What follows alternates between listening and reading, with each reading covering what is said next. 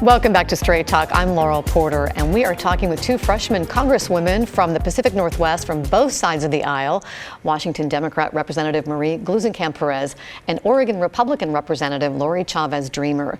They have joined forces to try to pass a border security and foreign aid bill called the Defending Borders, Defending Democracies Act. Welcome once again to Straight Talk. Thank you. We talked earlier about that bill, but I want to just shift gears and ask you about the TikTok bill that passed the House overwhelmingly on Wednesday. You both voted for it, and just to remind people what it would do, it would force TikTok's Chinese owner to either sell the wildly popular video app or be banned from the U.S. Why did you each vote for it? We'll start with Marie. Well, one of the things, there's a lot of data that comes through this, and the Chinese Communist Party gets that data. Like, that's part of their operational agreement with the people who own it, because they're Chinese citizens. So, you are geolocated when you use the app. And one of the things that was really interesting, I thought, when they were lobbying Congress to avoid this, before you could open the app, it would say, like, Congress is trying to ban it.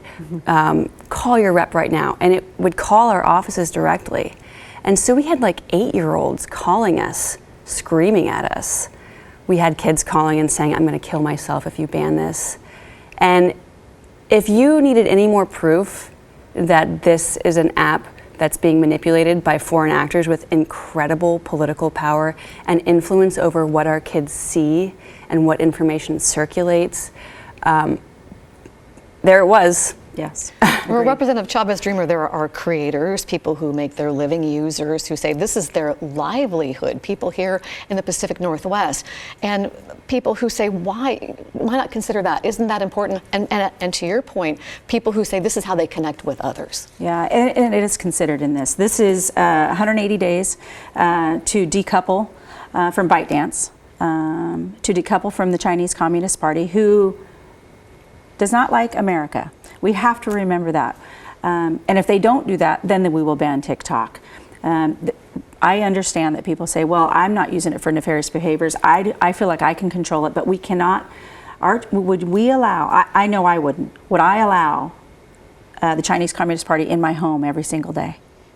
It's in our homes because it's on those apps and it is with our children.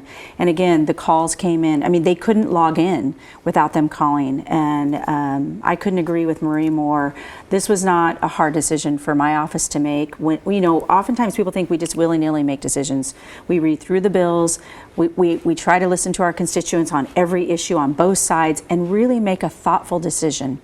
And this was one that we recognized. So again, I mentioned the youth counselors at the beginning when we were preparing for the show were in Washington, D.C. We had over 100 kids from Oregon and had a conversation with them. And several of them came to me and they were concerned, right? Oh gosh, TikTok's going to go away. I'm not really sure, not understanding it. And then I had others come to me and said, please do this.